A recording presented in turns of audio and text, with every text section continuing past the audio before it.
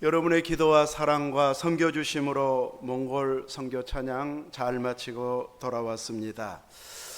토요일 날 밤에 출발해서 도착해서 씻고 나니까 새벽 4시, 그래서 여기 시간으로는 5시 정도 씻고 나니까 돼서 이제 잠깐 자고 이제 11시 예배에 참석해서 이제 오전 예배 찬양, 또 오후 예배는 선교사님들과 한인들로 구성된 찬양단과 몽골인들로 구성된 이 찬양단과 연합으로 이렇게 찬양으로 영광 올려드렸고, 오후 예배 때는 제가 기도를 갑자기 거기서 시켜서 처음으로 통역으로 기도를 해보았는데, 앞으로 제 설교가 통역으로도 되어지는 날이 왔으면 좋겠다는 마음도 생겼습니다. 월요일 날에는 울란바토르에 있는 대학교 선교사님이 세운 대학에서 아침 9시에 예배를 드리면서 찬양했고, 후원금을 선교 후원금을 전달했고, 그 예배에서는 제가 사회를 보았습니다. 그리고 오후 3시부터 저녁 이제 정기 연주회를 위해서 리허설 준비를 했고, 밤 이제 오후 6시부터 1시간여 동안 이제 연주회를 문화회관, 몽골에 있는 가장 많이 회중석이 있는 1000석 정도 있는 그곳에서 9곡의 연주곡과 1곡의 앵콜곡, 우리가 아침마다 부르는, 주일마다 부르는 은혜 찬양을 몽골에 있는 현지인 찬양단들과 연합으로 이렇게 함께 찬양을 올려드렸습니다.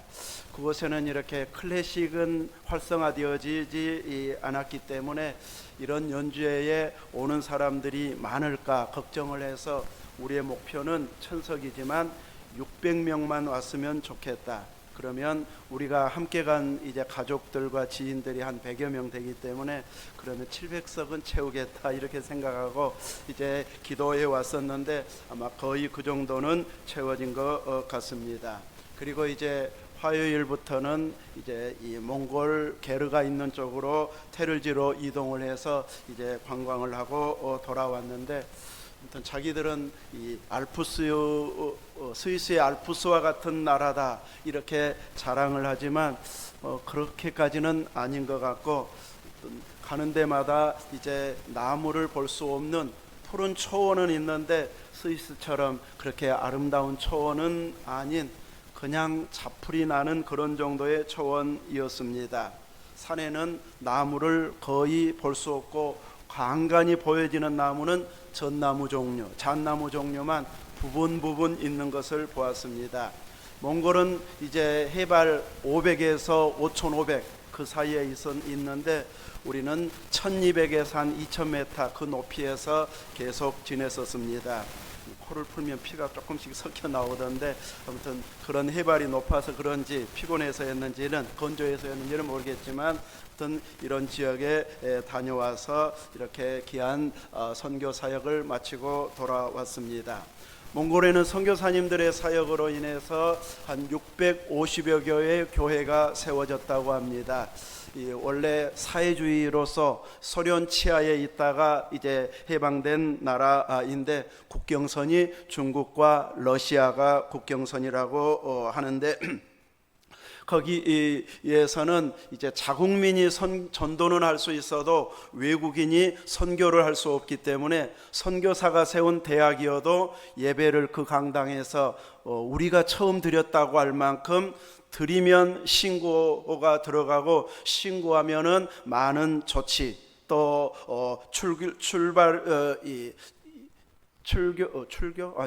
아니고 이렇게 본국으로 돌아가게 하는 이런 일들을 이제 해버리기 때문에, 하지 못하는 이런 어려운 상황에서도 유치원부터 대학까지, 중고 대학까지 이렇게 학생들을 모집해서 열심히 가르치면서 좋은 사립대학으로 인정받고 있는 것을 보았습니다. 이제 선교사님들이 교수이고 또 선교사님들이 직원이고, 그들이 가르치면서 활동을 하다가 보니까 이제 복음이 개별적으로 들어가 가지고 통계를 내보니까 400개 교회의 지도자들, 목사님과 또 이제 곧 안수받을 이런 분들이 400여 교회에서 이제 교회 지도자로 쓰임 받고 있는데 400여 교회가 그 울란바토르 종합대학교 출신이었더라. 이걸 보면서 그래도 하나님께서 복음을 직접적으로 전하지 못하게 해도 사용해 주시는 것에 감사하는 것을 보았습니다. 이렇게 하나님께서는 복음을 전하지 못하게 방해하는 지역에도 누군가는 받아들이게 만들고, 또 졸업식 때는 예배당에서 하거나 무슨 큰 행사는 예배당에서 하다 보니까 십자가가 있고 저것이 뭐지 하다가 이제 돌아오는 사람들, 또 기독교 동아리를 통해서 믿는 자들도 생겨나게 되어져서 이렇게 믿음의 역사가 이제 막 크게 초대교회처럼 확산된 건 아니지만 통계를 보면 상당한 영향력을 주고 있는 이런 학교로, 또 선교 사역으로 영향력을 끼치고 있음을 보았습니다. 우리는 선교지 교회와 또 대학교에 각 1,000불씩 이렇게 선교 후원비를 또 우리 단에서 드리고 돌아왔습니다. 이제 오늘 읽은 말씀은 신명기의 말씀으로서 몽골보다도 더 척박한 광야를 지나 이제 요단 모압 동편에 있는 모압 땅에서 모세가 하나님의 부르심을 앞에 두고 세 편의 설교를 한 것이 신명기의 내용인데, 이제 두 번째 설교의 내용으로서 오늘 읽은 본문은 처음 십계명이 파괴되고 다시 십계명을 받은 그 이후에 주신 말씀으로서 하나님께서 요구하시는 것이 무엇인가, 이것을 이제 말씀해 주고 있는 내용입니다. 그래서 오늘 본문 신명기 10장 12절에서 22절 말씀을 통해서 하나님께서 요구하시는 것, 이런 제목으로 말씀의 은혜를 사모하도록 하겠습니다. 간단하게 제목만 이제 하나님이 요구하는 것을 살펴본다면, 내 하나님 여호와를 경외하라, 하나님을 경외하라고 요구하고 있습니다. 두 번째로는 하나님께서 주신 모든 도를, 말씀을 지켜 행하라고 말합니다. 세 번째로는 하나님을 사랑하며 마음을 다하고 뜻을 다하며 힘을 다해서 내 하나님 여호와를 섬기라. 이 세 가지를 하나님께서 요구하신다고 말씀하고 있습니다. 여호와 하나님을 경외하는 것, 하나님만 경외하려면 우상 숭배를 물리쳐야 되고, 하나님의 모든 도, 율법과 규례와 법도를 지키기 위해서는 이전에 살아왔던 풍습을 다 버리고 습관을 버리고 이제는 말씀을 쫓아 살아가는 새 삶을 살아야 하는 백성이 되어졌다는 것을 말씀하면서, 그 하나님을 얼만큼 사랑해야 되는가? 마음을 다해야 된다, 뜻을 다해야 된다, 그리고 하나님 여호와만 섬기도록 이렇게 하나님께서 요구하고 있습니다.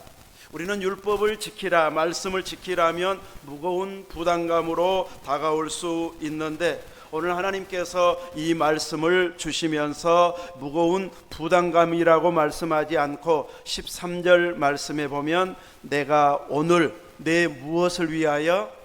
행복을 위하여 내게 명하는 여호와의 명령과 규례를 지킬 것이 아니냐.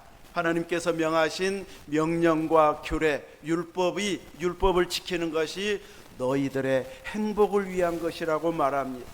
하나님을 너무 힘들게 섬겨가지고 꼼짝 못하게 하는 이런 말씀이 아니고, 하나님을 잘 섬기는 것이 결국은 너희에게 행복이 온다는 것을 말씀해 주고 있습니다. 이렇게 하나님께서는 행복을 위해서 주신 말씀인데, 지켜야 할 백성들은 부담감으로 다가오게 되어진다면 하나님의 의도를 제대로 파악하지 못하고 자기 편리한 방식으로, 이방인들이 믿는 방식으로 내 문제 해결만 해주면 행복해지는 그 방식으로 믿으면 진정한 행복이 아니기 때문에, 하나님을 섬기고 말씀을 지키는 것을 통해서 참된 행복이 무엇인지를 깨닫게 해주는 이런 말씀을 주시고 있습니다. 우리는 하나님의 말씀을 지키는 것이 무거운 부담이 아닌 하나님을 기쁘게 섬김을 통해서 사람이 누리지 못하는, 이전에 알지 못했던 진정한 행복이 이것이구나 하는 것을 깨달아지는 이러기에까지 이르게 되어지면 하나님이 요구하는 것을 상당히 이루고 있는 수준에 올라간 신앙이라고 할 수 있을 것입니다. 하나님은 14절 말씀에 하늘과 모든 하늘의 하늘과 땅과 그 위의 만물은 본래 내 하나님 여호와께 속한 것이로다. 이 모든 창조물들이 하나님께 속한 것이라고 말합니다. 우리들도 예수 그리스도 안에서 주님께 속한 자가 되어졌습니다. 하나님께 속한 자가 되어졌으면 그분 마음에 합하게, 그분이 기뻐하실 수 있는 생각과 말과 행동과 활동들이 나와야 그분에게 속한 자답게 행동하는 것이 되어질 것입니다. 이렇게 하나님께 속한 자로서 우리의 삶을 살아가기 위해서는 어떻게 살아가야 할 것인가? 16절에 그러므로 너희는 마음에 할례를 행하고 다시는 목을 곧게 하지 말라. 사내 아이가 태어나면 8일 만에, 난 지 8일 만에 할례를 행하는데 그것으로 다 했다고 생각하지 말고 마음의 할례를 받아야 된다고 말합니다. 선지서에 보면 굳은 그 마음의 할례를 받아야 된다고 계속해서 선포하고 있습니다. 할례는 받았는데 마음은 딴 데 가 있고 우상에게 가 있으면 그것은 하나님의 백성다움, 우리는 할례 받았으니까 아브라함의 후손이야 하고 자부심은 갖지만 실제로는 하나님과 멀어져 있는 삶이기 때문에 계속해서 선지자를 통해서 마음의 할례를 행하여서 제대로 하나님께 구별된 삶을 살도록 촉구하고 있습니다. 또 마음이 굳어지고 목을 곧게 한 자는 하나님을 경외할 수가 없습니다. 하나님의 말씀을 지킬 능력이 생기지 않고 끊임없이 불순종의 길, 배반의 길을 가면서도 왜 하나님이 우리를 백성인데 안 도와주시는가? 이제 분리할 때 따지기는 잘하는데 실제로 하나님이 도와주실 수 있는 환경은 만들지 않는 불순종의 길, 목이 곧은 자, 우상 숭배자로 살아가는 어리석음을 그들은 끊임없이 후손들까지 범하는 어리석음을 범했는데 이것을 미연에 방지하기 위해서 미리 말씀을 주시고 목을 곧게 하지 말라고 말씀을 주시고 있습니다. 이렇게 하나님과 멀어지게 하는 행동들, 마음들은 마치 할례를 행함같이 잘라내야 한다고 말하고 있습니다. 목이 곧아가지고 자기가 최고인 것처럼 자기가 활동하고 행동하는 것이 가장 이제 잘하고 있는 것처럼 착각하고 있는 그 굳은 목을, 이제 이 곧은 목을 제거해야 할 것을 말씀해 주고 있습니다. 그러기 위해서는 이제 이 강팍해진 그 마음들을 마치 할례를 행함같이 부드럽게 하는, 밭을 기경해서 경작하는 것처럼 마음의 밭을 이제 부드럽게 하는 일을 하는 자가 되도록 촉구하고 있습니다. 이렇게 되어지면 하나님 말씀에 민감하게 되어집니다. 별걸 아닌 거 가지고, 그런 것 가지고 죄송해하고 미안해하고 또 힘들어하는 그런 것들을 전에는 그냥 넘겼던 부분들을 이제 성령님께서 부담을 주시고 이것은 내가 잘못한 것 같은데 하면서 회개하게 만드는 이런 부분들, 견딜 수 없는 마음을 주셨다고 하는 것은 이미 가난한 마음이 되어졌다고 하는 것, 하나님 마음을 닮아가고자 하는, 하나님께 속한 자답게 살고자 하는 이런 마음이 있기 때문에 이렇게 변화된 모습이라고 할 수 있습니다.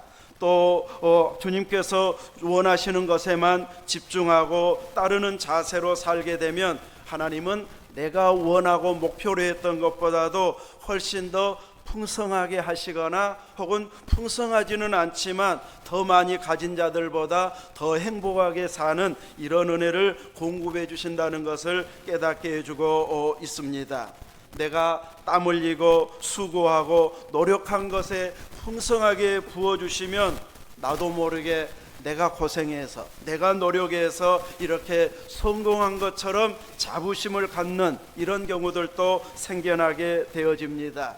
그러다 보면 가끔 하나님께서는 그토록 땀 흘리고 수고한 것에 대해서는 이제 크게 만족스러운 결과가 나오지 않은 경우가 있는 때도 있기도 하고, 또 내 노력이 전혀 없거나 적은 부분에 생각지 않게 하나님의 사랑을 체험하게 해서 하나님이 채워주신다는 것을 수시로 깨닫게 하는 이런 때도 있게 해주셔서 우리로 하여금 철저히 하나님만 의지하고 하나님께 맡기는 이런 삶을 살아가도록 하나님께서는 우리의 길을 인도해 주시고 있습니다.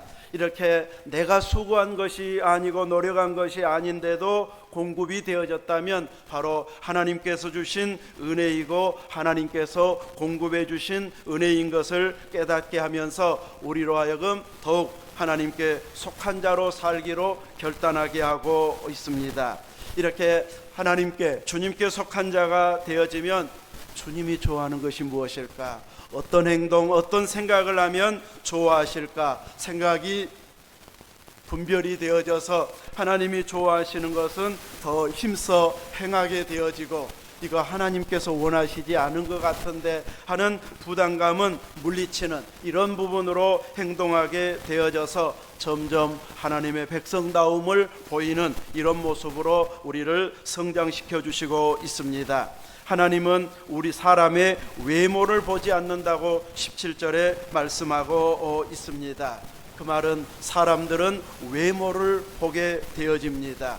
얼마나 외적으로 내세울 만한 것이 있는가, 자랑거리가 있는가, 또 이렇게 여러 가지로 다 자랑할 만한 것이 있는가를 통해서 그분과 가까워지기를 원하고 또 더 많은 것이 채워지기를 원하는 이런 삶을, 관계를 맺으려고 하고 있고, 이제 외모로 내세울 것이 없는 사람이 가까이 하려고 하면 부담을 느끼는 이런 사회생활하는 사람들이 많은데, 하나님께서는 자기 백성들을 향해서 요구하신 이런 요구사항을 보면 이런 세상에 속한 자들처럼 사는 자가 아닌 하나님께서 요구하는 것을 쫓아서 사는 것을 통해서 살면서 진정한 행복을 알고 누리고 살아가는 이런 모습이 되어지기를 원하고 있습니다. 하나님은 대표적으로 뇌물을 받지 말라고 말하고 있습니다. 뇌물을 주고서 해결이 잘 되는 나라들이 있습니다. 이제 후진국으로 갈수록 이런 뇌물이 통하는 나라가 점점 많아지게 되는데, 뇌물을 통해서 내가 쉽게 일 처리를 하게 되면 누군가는 또 피해를 보는 자가 생겨납니다. 그렇게 되어지면 정의와 공의가 실행되지 않는 이런 나라가 되어져서 하나님의 말씀과는 멀어진 사회가 되어버리기 때문에 하나님께서는 재판을, 공의와 정의를 어지럽히는 뇌물을 받지 말라고 말합니다. 사회 정의와 공의가 실현되는 이런 나라가 건설되어야 한다고 하나님께서는 뇌물을 받지 말라고 말합니다. 또 한편으로 적극적으로 섬겨야 할 부분을 18절에서 말씀해 주고 있는 18절 19절에 고아와 과부를 위하여 정의를 행하시며 나그네를 사랑하여 그에게 떡과 옷을 주시나니 너희는 나그네를 사랑하라고 말합니다. 이렇게 사회적으로 소외된 자, 약자들, 이런 자들은 함부로 대하고 무시하는데 그들에게 공급해 주시는 분이 하나님이시라고 말씀합니다. 그러니 하나님께서 공급해 주시는 자들을 너를 통해서 공급이 되어지도록 사회적인 약자인, 그 당시의 사회적인 약자인 고아와 과부 그리고 나그네를 사랑하고 그들에게 필요한 떡과 옷을 공급해 주시는 이런 역할을 감당하라고 말하고 있습니다. 지금은 얼마든지 사회생활을 해서 남부럽지 않게 살아갈 수 있는 사회적 환경이 만들어져 있기 때문에 이런 자들이 다 사회적인 약자라고 할 수는 없을 것입니다. 이제 우리 시대의 사회적인 약자가 누구인가를 돌아보면서 그들을 사랑하고 섬기는 일을 우리는 하는 자가 되어지면 하나님 마음에 합하게 사는 자가 되어질 것입니다. 내가 사회적인 약자를 도울 수 있다는 것은 그만큼 하나님께 복을 받은 자라고 하는 것을 증명해 주는 것이 되어집니다. 그러므로 내가 사회적인 약자를 도와줄 때에 내 것 가지고 다른 사람 도와주고 나면 뭐가 남나, 이 생각이 아니라 나에게 복을 주신 하나님 앞에 감사하면서 하나님께서 공급해 주시는 그들을 나를 통해서 공급하리라, 이런 하나님의 마음을 가지고 이런 약한 자들을 돕는 자가 되어야 할 것입니다. 모든 이제 부유한 자들이 또 있는 자들이 사회적인 약자를 위해서 사용하는 것은 아닙니다. 여유가 분명히 있는데도 외면하는 경우도 있습니다. 누가복음 16장 예수님께서 주신 비유 속에서 부자와 나사로의 비유를 통해서 부자는 나사로에게 따뜻한 밥 한 그릇을 공급해 주는 것을 볼 수가 없습니다. 그 남겨진 찌꺼기를 가지고 배를 채우는 이런 모습을 나사로에게 보여주었는데, 죽은 후에는 나사로는 아브라함 품에, 부자는 뜨거운 불 가운데 떨어져 있는 모습을 보면서 자기에게 주어진 것을 하나님이 공급하게 하시는, 사회적인 약자를 돕지 않았을 때에 어떤 결과가 나온가를 보여주고 있습니다. 구약에 또 다윗이 피난 시절에 이제 나발에게 먹을 것을 구하러 소년들을 보냈을 때에 나발은 거절을 해버립니다. 그러면서 정작 자기 자신은 무슨 잔치와 같이 베풀어 놓고 먹고 마시고 있습니까? 왕의 잔치와 같이, 그 왕의 잔치와 같이 거하게 차려놓고 취해 있는 그것 하루치만 다윗에게 공급해 주었어도 그는 따뜻한 사랑과 존경을 받을 수 있는 이런 위치에 있었을 터인데, 도울 수 있는 기회를 외면함으로 인하여서 그의 생명은 오래가지 못한, 10일밖에 더 살지 못한 어리석은 모습이 되어버렸습니다. 이렇게 누군가를 섬길 수 있는 기회를 주셨을 때에 하나님의 마음을 헤아리고 섬기는 것, 이런 일들을 하도록 하나님께서는 따로 택한 백성을 자기 백성 삼으셨고, 그들로 하여금 하나님이 행할 일들을 구체적으로 사회적인 생활 속에서 행하도록, 집행하도록 요구하고 있습니다. 우리들은 내가 사용하고 하고 싶은 일 다 하고 나면은 도울 여유가 생겨나지 않습니다. 내가 수고하고 땀 흘려 노력한 결과물이어도 하나님께서 감동을 주시고 은혜를 주시면 기꺼이 섬기리라, 이런 마음을 가지고 섬기게 되어지면 분명히 내 것이 더 줄어드는데도 하나님은 더 큰 기쁨을 주실 뿐만 아니라 또 한편으로 계속 섬길 것이 있도록 채워주시는 하나님이십니다. 그래서 우리들의 섬김을 통해서 많은 이들이 자연스럽게 배움이 되어지고 또 다른 사람을 섬길 수 있는 이런 계속 연결되고리가 생겨날 수 있도록 우리 주변에 내 눈에 띄는 자들부터 섬기면서 하나님의 도를 행하여 하나님께 속한 자다운 이런 모습이 되도록 해야 할 것입니다. 또 하나님은 우리의 찬송이시라고 21절에 말씀하고 있습니다. 그분을 높이고 찬양할 수밖에 없도록 풍성하게 채워주시는 분이십니다. 크고 두려운 일들이 그냥 하나님 능력이 크다는 것을 보여주기 위함이 아니라 너희를 위하여, 우리를 위하여서 하나님이 크고 두려운 일을 행하셨다고 말씀하고 있습니다. 애굽에 행했던 크고 두려운 일들, 홍해를 건너고 광야에서 베풀어 주셨던 하나님의 그 놀라운 일들은 하나님을 신실하게 섬기고 하나님 살아계심을 알고 자자손손 그 믿음을 소유하도록 하기 위해서 그 큰 능력을 하나님께서 보여주셨기 때문에 그 보여주신 능력을 힘입은 자답게, 본 자답게 이제는 하나님이 요구하시고 기뻐하시는 그 말씀을 쫓아 순종하는 삶을 살도록 요구하고 있습니다. 하나님이 이렇게 요구하는 것은 우리로 하여금 힘들고 지치게 하려고 하는 것이 아니라 우리에게 행복을 주시기 위함이라고 말씀하고 있고, 과정 속에서는 분명히 힘든 과정도 없지 않아 있는 것도 사실입니다. 그러나 그 과정을 통과하고 나면 그 결실을 보게 될 때는 이것을 주시려고 하나님께서 이 과정을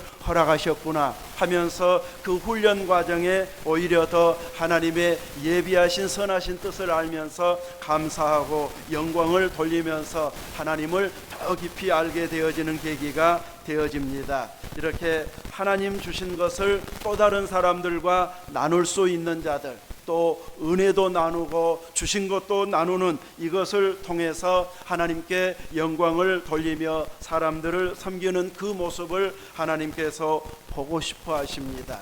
그래서 우리에게 요구하고 있습니다. 우리들의 삶 속에서 하나님이 보고 싶어하는 행동들이 끊임없이 나올 수 있도록 우리들이 도전받고 은혜 받은 부분에 있어서는 바로 실행에 옮기는 이런 믿음의 소유자가 되어진다면 우리의 사회가 점점 하나님 나라로 확장해가는 은혜가 있게 되어질 것입니다. 하나님은 우리 교회에서나 한국교회에서 잘하는 교회, 잘하는 사람들, 그분들만의 헌신으로 만족하시는 분은 아닙니다. 하나님은 누가 헌신할 때까지 우리들을 또 지켜보고 계실까요?